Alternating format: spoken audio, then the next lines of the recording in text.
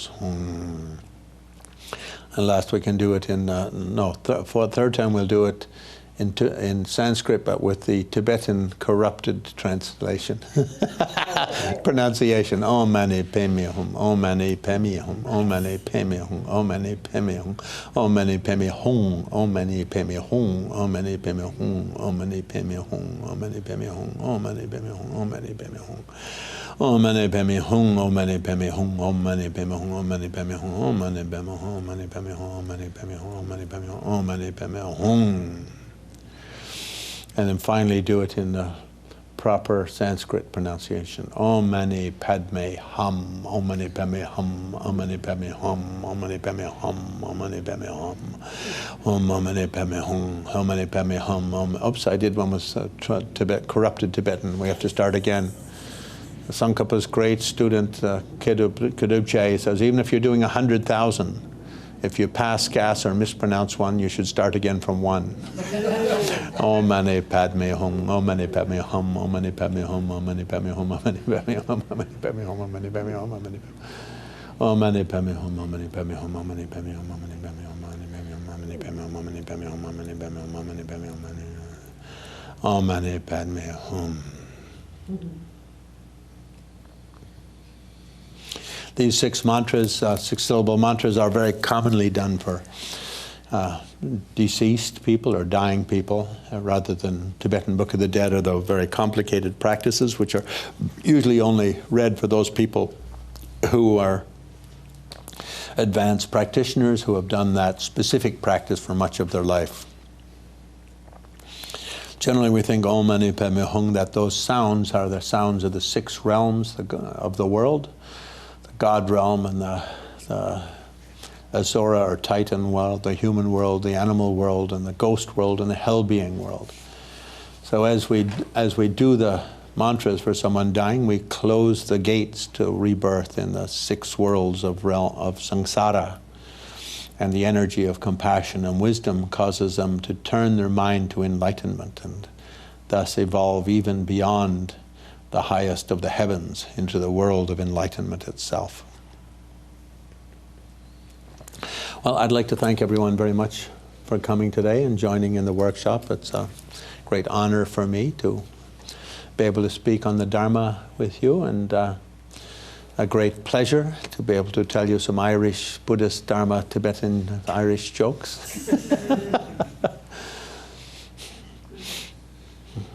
It's important when we finish Dharma practice, we think that anything beneficial we got out of it, that we may use that to achieve enlightenment more quickly in order to be of greater benefit to all living beings.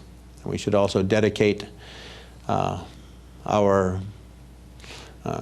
whatever goodness comes from our endeavors to the long lives of the great teachers and the great masters.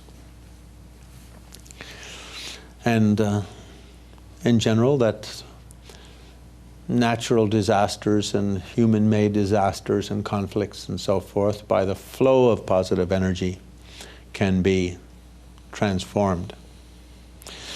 And essentially those negative energies can all be released. In particular, I think, to make many positive thoughts for the long life of the Dalai Lama. He's one of the great teachers on the planet today, and one of sort of the great light bearers, so that his work will continue and meet with great success for bringing happiness and harmony to our collective family on this little planet. Thank you so much.